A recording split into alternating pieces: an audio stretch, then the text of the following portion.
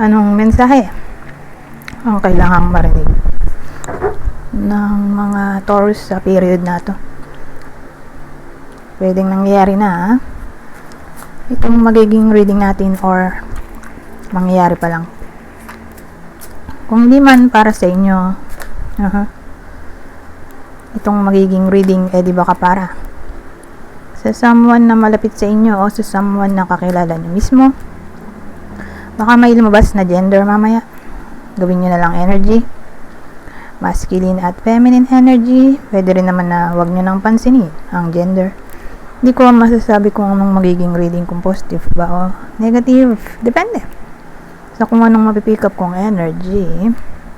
Walang masama kung papanoorin ang Sun, Moon at Rising sign. Kasi baka alin man sa mga yan ay mag-resonate na sa sitwasyon nyo. So, meron tayong Death card, 5 of Wands, at 8 of Wands. Nga pala, bago ako mag-start, pwedeng magdugtong sila, pwede rin hindi. Pwede magkarugtong to, ito hindi. O ito yung magkarugtong, ito hindi. Depende. Minsan naman, di magkarugtong. So, ina-expect ko, di magkarugtong talaga. So, pagdating dito, nagdugtong sila. Kaya hindi ko masasabi kung anong magiging takbo talaga ng reading, kung magdurugtong ba sila or kung anong sequence, at kung positive or negative ang magiging reading. Depende sa mapipick up kong energy. Ano ba itong Death card? The World,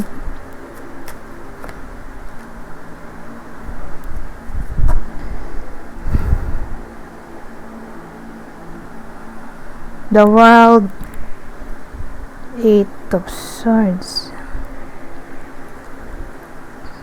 Ibang topic dito.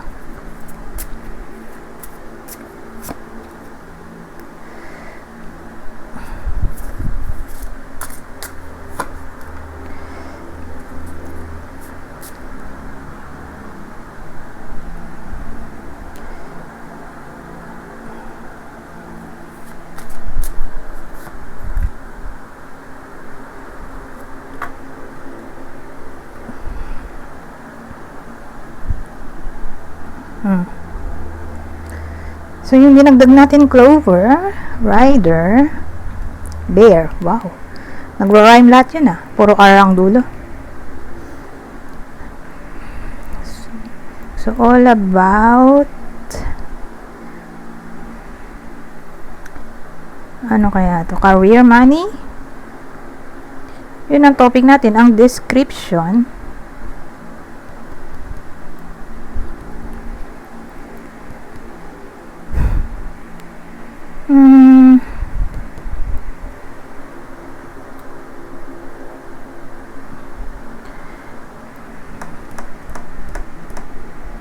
inisip ko kung positive or negative.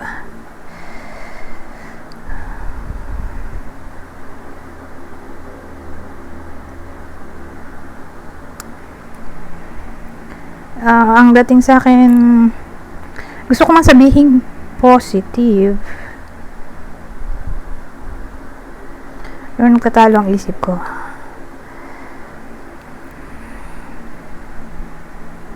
More like hindi.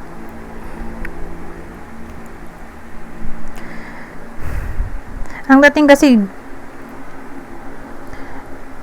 gusto ng changes ng iba sa inyo, or mag-end na yung something, pero for some reason na-stuck sila sa sitwasyon, or hindi nila kontrolado ang paligid.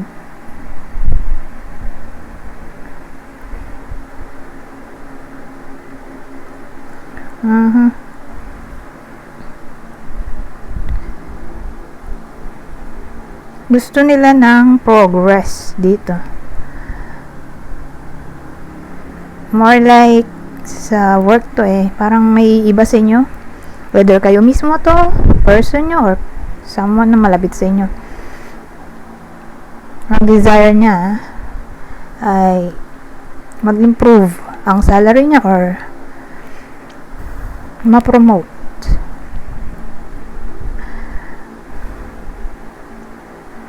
Kaya lang, hindi kasi ako nagpabasa ng baliktad. Reversed meanings. Pero, sa case na to, parang bumaliktad yung yung death card. So, parang na-stuck nga sa sitwasyon ng iba sa inyo dahil walang improvement.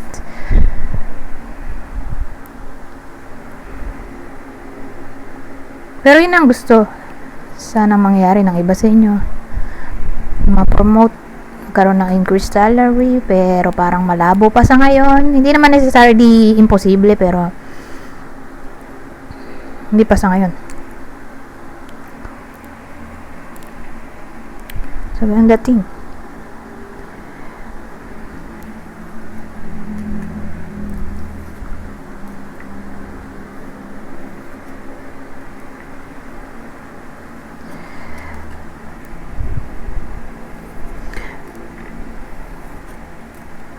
Sa period lang naman na to. Ay, sumama yung isa.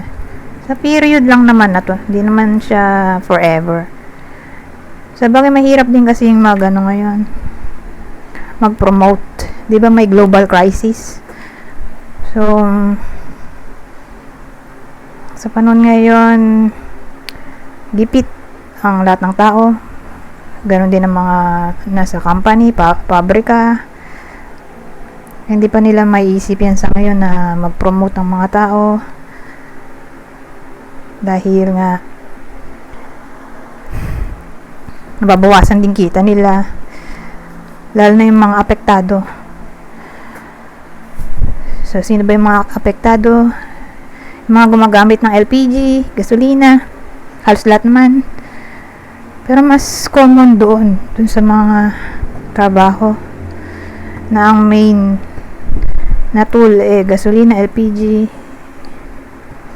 Anyways, ano ba itong 5 of Wands? Tingnan natin kung magdurugtong ba sila o hindi.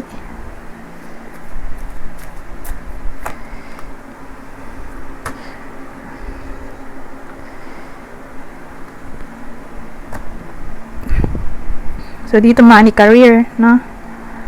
Dito sa isa, sa gitna.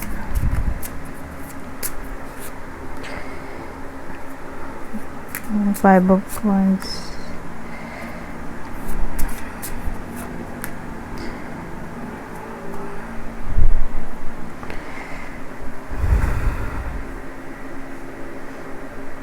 So, ang bida natin na ilalak, babae pala. Babae. Ang bida natin ay babae. Pwede rin lalaki kung introvert siya. So, probably single siya. Kaliman dito sa self-made clues ko. Kunin nyo lang yung clue na sa tingin nyo ay fit sa sitwasyon nyo. Or kung di nga para sa inyo yung clue na lumabas, di tingnan nyo. Dun sa self-made clues, baka para pala sa person nyo or someone na malapit sa inyo. So, ulitin ko, babae na tao or lalaki kung introverts, probably single, separated, separated, divorce, ito, byuda, ano pa nga ba yun? Byuda, o baka ex-partner to ng iba sa inyo. Pwede ring maglalaro ang edad nito sa 26. Maglalaro ang edad nito sa teenager to 25 years old. O baka nag-aaral pa to. Ano bang topic natin?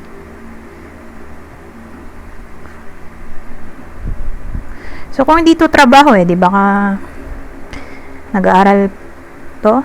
Nag-aaral pa? Mamaya ko pa malalaman hindi ko pa binubusisi kung ano bang topic dito, kung career ba yan, relationship, friendship. Basta sa ngayon, dinidescribe ko yung tao na maaaring tamaan ng reading na to. Yun na lang. Or siguro, papalo ang edad, ang height, papalo ang height, 5'3", and below.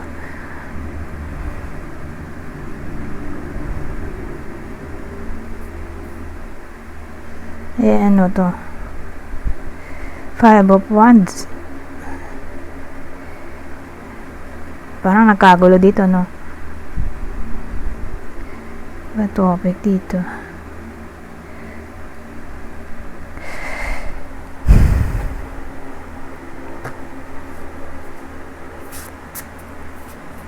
Teka, dagdagan ko isa.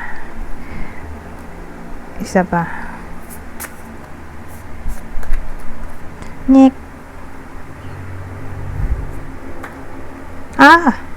Relationship. Relationship na to.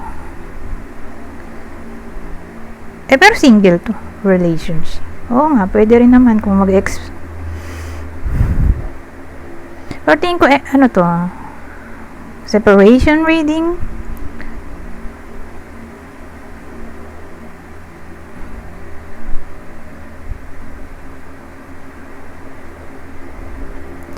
Nag-away dito probably nangyari na to. Kasi single na siya dito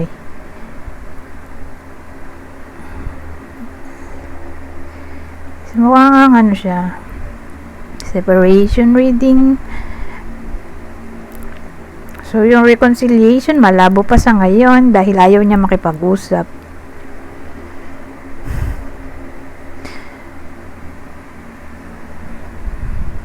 Parang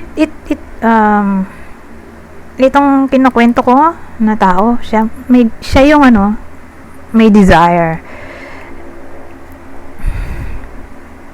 ng clarity or makipag-usap, pero for some reason ayaw nung ex niya, kasi ang dating gusto niya magpaliwanag, nag-away kasi sila dito gusto niya magpaliwanag or gusto niyang sabihin ang side niya, lalo na siguro kung fresh yung breakup, pero tatama lang to sa nangyayari na, or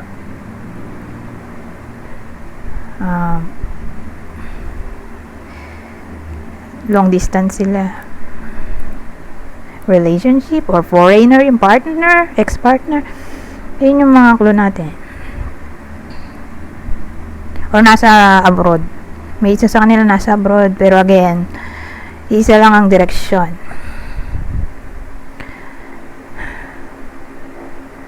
Yung kinukwento kong description kanina na marami, siya yung gustong makipag-communicate.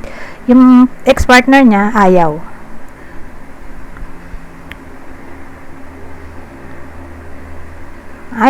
Kasi damon din naman to. So pag madilim, puno ng secrecy at confusion, parang malabo talaga. Okay? Malabong i-entertain itong bida natin. Kaya wag na siya mag-aksaya ng panahon dahil ma-reject lang siya. So kung sa period na to ay may iba sa inyo na tumama dun sa description ko kanina,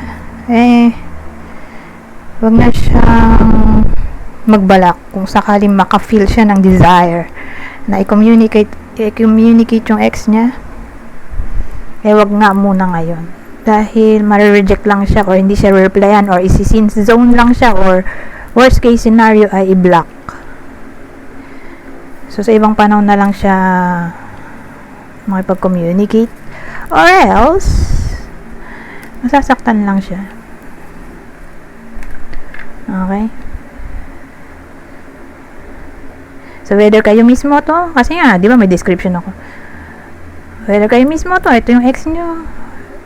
Basta ganun ng palatandaan ko. Yung taong yon, yung may gusto makipag-communicate. Ano bang gusto niya sabihin? Sakali man. Teka, ano ba maganda? Ito na lang yata. Ito na lang. Mas maganda to. Teka. Ito sana gagamitin ko eh. Pero wag na. Isa na lang.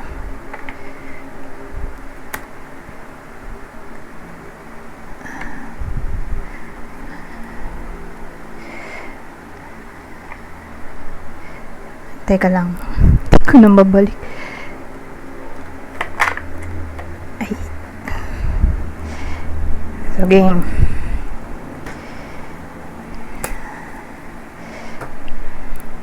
Ayun.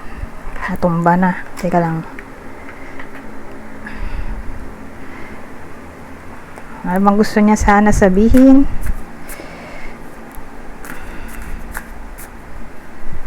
Basahin ko na lang para mabilis. Hindi ko na-explain. Dali lang na maintindihin.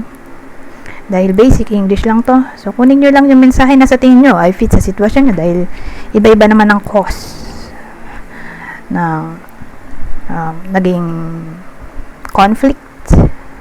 Anyways, sabi dito, I struggle with revealing my true feelings and emotions, but I love you more than you think.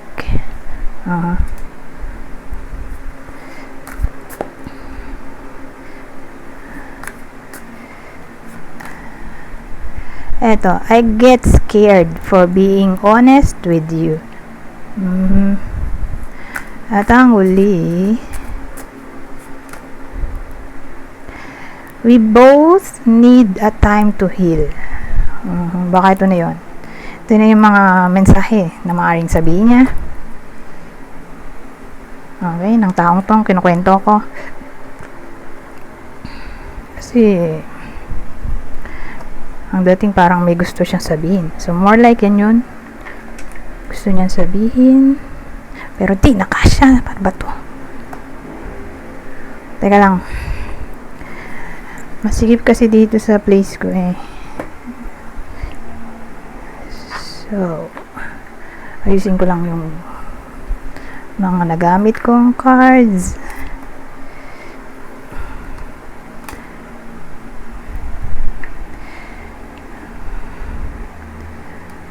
Lagyan na rin natin ng clue. Iba pang clue. Kasi baka hindi sila magdugtong. Ito yung possible ex-partner sa part na to.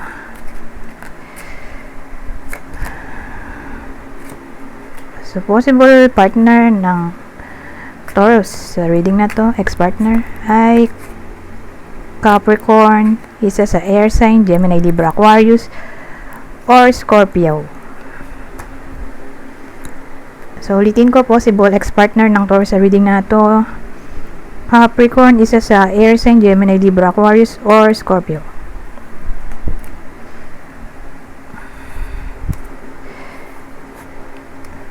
Ngayon, kung di man para sa inyo, halimbawa, sa tingin nyo, tumama doon sa kakilala nyo, eh, di ito yung possible zodiac sign niya. Sama ko na rin.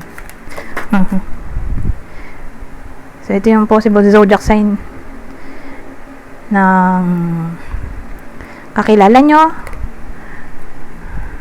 Kakilala or idol. Kasi pwede rin to sa idol ng iba sa inyo.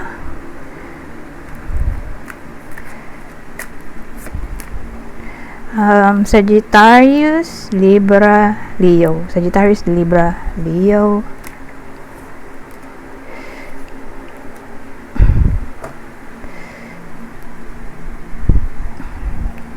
Ngayon, dito na tayo sa dulo. Eight of Wands, So, dito, ano nga ba ang kwento dito? Money, career, ito, relationship, ex-partner, ito.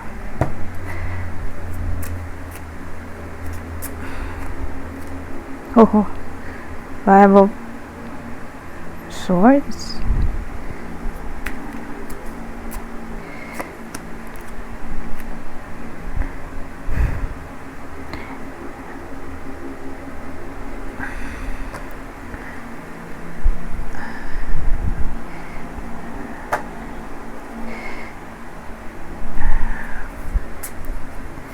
Dagdag pa tayo.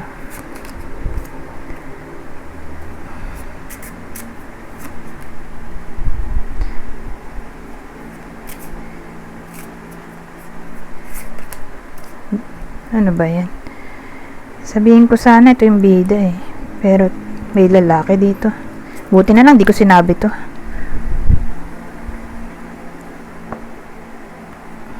Kasi ito pala bida natin. Kasi pag sa gender, mas nagre-rely ako sa Lenormand. So ito sana sasabihin ko, buti na lang. Di ko muna sinabi kasi mako-confuse tayo. Dahil ito nga, yung bida pala, dahil lumabas dito yung gender sa Lenormand. So ang bida natin na lalaki. Okay, literal na lalaki. So whether kayo mismo to na nanonood or person nyo, lalaki or masculine energy.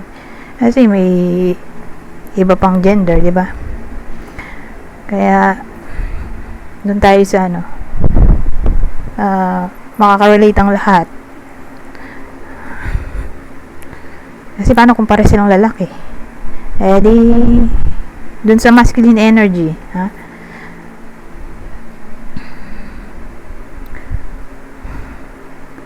Pero sa case na to, more like friendship. Di naman siya relationship eh. Although nandito tong ano, Empress. Pero ito kasi yung description natin. Ito yung ano, subject. So ang dating sa akin,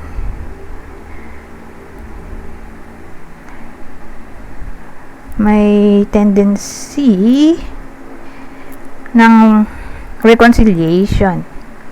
Kasi for some reason, eh parang feeling ng iba sa inyo ay na-betray kayo. Na-betray ang trust nyo. Kasi kung lalaki yung nanonood, di kapwa niya lalaki to. Yung friend, kapwa lalaki yung friend. Kung babae yung nanonood, di lalaki yung friend niya dito. So whether nangyayari na to o mangyayari pa lang, pero kasi nandito tong ano eh, Five of Swords na pwedeng may kinalaman sa intimidation, lack of communication, sneakiness, ghosting, pagiging deceptive, bullying. Pero again, friend to ha. Kasi may iba ring friend na alam mo yun, grabe mga asar. May mapapaisip ka kung friend mo pa ba yun. Kasi yung grabe yung ano, asar niya below the belt, below the belt.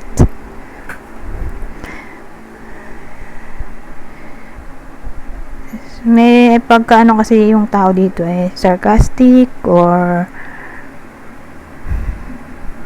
mahilig mamahiya. Diyan sa Five of Swords, or gusto niya lagi siya tama, or siya bida, or siya panalo.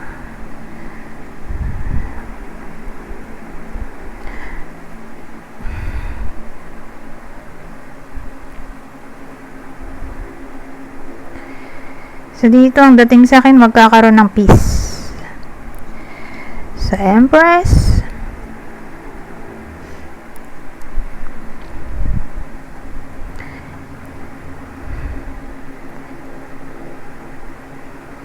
So, inisip ko, sino makikipagbati?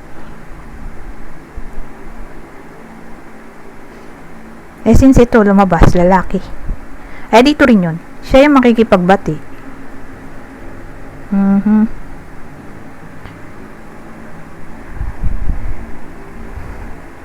Ang dating, makikipag-ayos siya. Paano? Through technology. Hindi siya in person, kundi technology. Di sasama dyan yung chat, text, call. Hindi siya in person.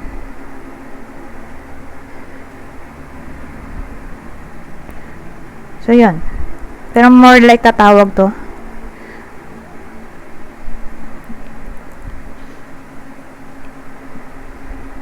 Ayun, siya yung tatawag para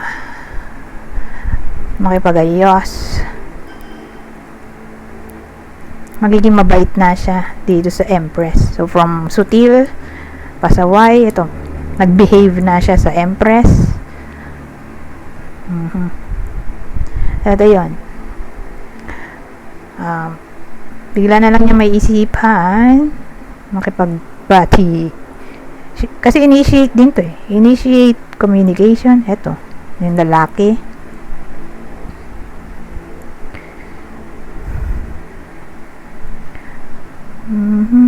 Or pwede ring ano to, friend na nasa malayong lugar, nasa abroad, or basta malayo sa bahay ng iba sa inyo. Pwede rin gano'n. So, kunin nyo lang yung information na sa tingin nyo ay fit sa sitwasyon nyo.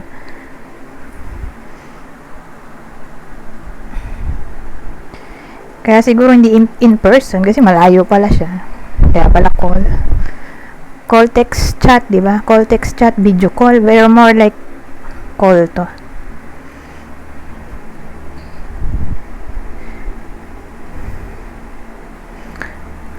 So, kung friend yan, is sino? Friend na parang nakasamaan ng loob. Kasi nga, may 5 of swords. Hindi naman totally masama yung ginawa niya. Pero parang nag-cause ng hurt, pain sa iba sa inyo. Hindi siya yung super big deal. Pero, again, nag-cause pa rin siya ng pain. Kasi, diba dun sa original na Rider-Waite-Smith, kasi ano to eh, before tarot yung pangalan nito. May umiiyak dun eh, itong dalawa yata. Ewan ko, basta may umiiyak, di ko lang po itong dalawa or ito. May umiiyak doon. So probably kayo yung umiyak doon. Siguro may nasabi siyang nakapanakit ng damdamin ng iba sa inyo, or napuna yung ginagawa nyo na hindi nyo nagustuhan. So pwedeng ganun. Anyways, kung friend, sino naman? So again, whether nangyayari na to or mangyayari pa lang, ganyan, let's see. Ang friend, Pisces, Capricorn, Sagittarius.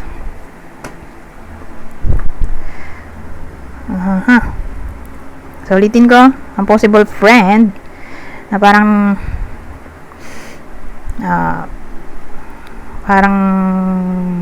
nag-cause ng pain, or literal siguro nag-cause ng pain, pero hindi siya yung super big deal, pero again nag-cause pa rin ng pain. Pisces, Capricorn, Sagittarius. So yun yung possible friend.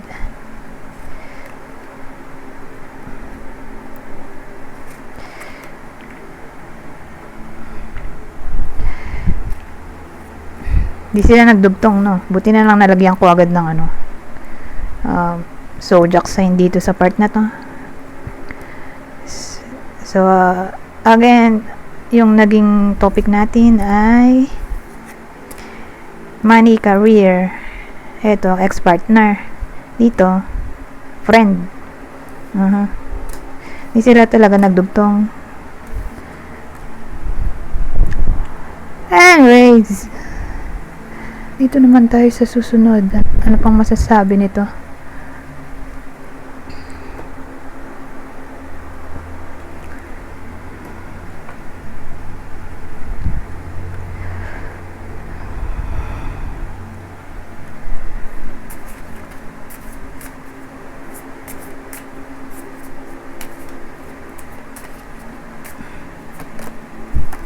Refinement, affection, refinement, affection, relationship ba ito? Pero tingnan natin. Pero refinement di parang relationship na to. Affection.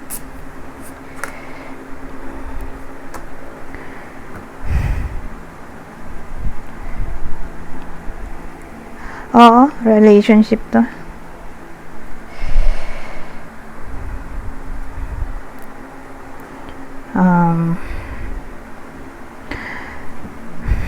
Refinement.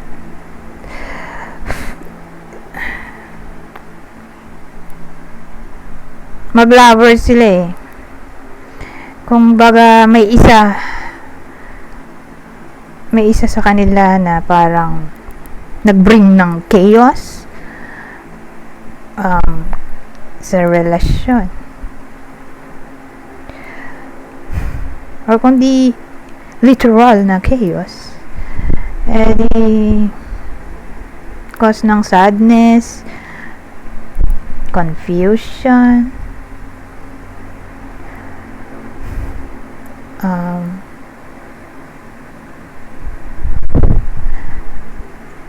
unclarity,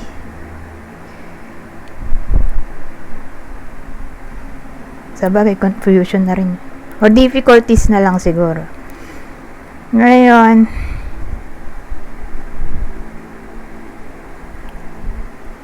kung sino man yung nag-cause nun ng mga sinabi kong yon, doon papasok yung refinement na para bang mas pagbubutihan niya. So pag sinabi mong pagbubutihan, ayusin niya sarili niya para hindi na ulit magkaroon ng problema. So hindi na ulitin, 'di ba? Maganda thing. Willing siya magbago or ayusin ang sarili para hindi na mag-away. Pero again, tatama yun sa relationship. Kung di kayo in a relationship, di dun sa someone na malapit sa inyo na in a relationship na, yun nga, maaaring mag-away sila, pero magkakabati rin, don't worry.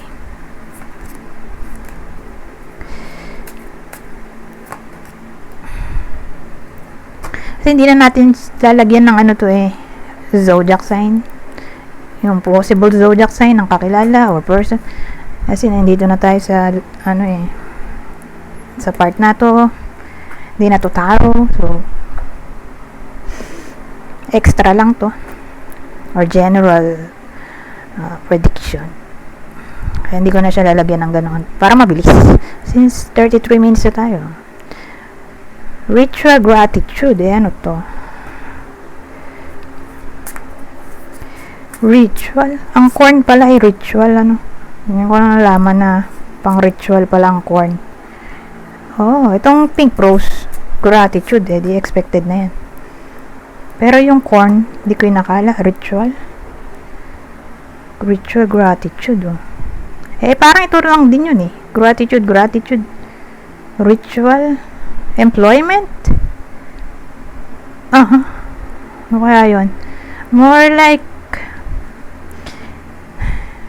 promotion sa iba sa inyo or new employment. So, paano mangyayari yun? Through ritual. May kailangan gawing ritual. So, paano yun? Di ko alam. Hanapin nyo na lang sa internet kung ano yung mga ritual para mas mapabilis ang manifestation ng desire ng iba sa inyo regarding sa kanilang work. Kasi work to Ito kasi gratitude din to pares lang. Or surprise, pleasure, happiness.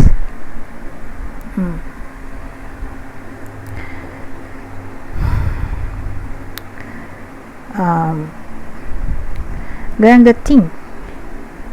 So again, para mangyari yung manifestation regarding career, regardless kung ano ba yun, promotion or new job, kailangan nga ng ritual. So hindi kasi ako aware sa mga ritual, so hanapin nyo na lang sa internet kung paano yun. Ano yung mga ritual? Siguro yan? Candle.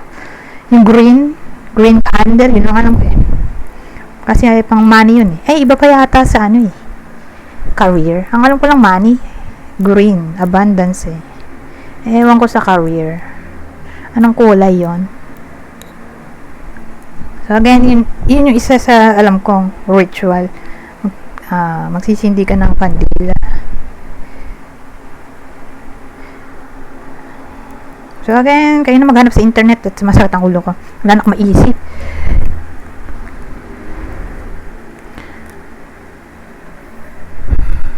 Ngayon, dito na tayo sa last deck ko.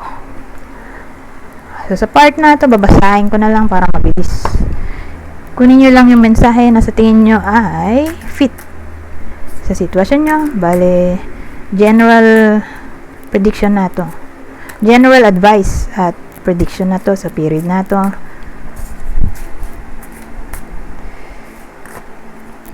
Friendship, oh. Parang na-topic natin yung friendship kanina, no? Ano nga ba yung sinabi ko doon sa friendship? Nakalimutan ko na.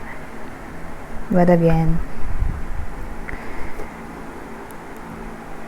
may friendship ulit tayong topic.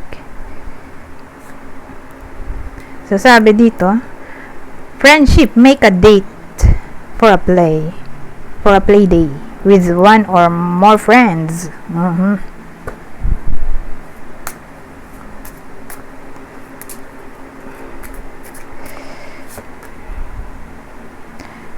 So sabi dito, break free, try different ventures and experiences as a way to grow and learn. At ang uli, ito maganda, accept heaven's help. You've prayed for help. So get out of the way and let heaven help you. Ito maganda. Anyways, hanggang dito na lang. Goodbye for now.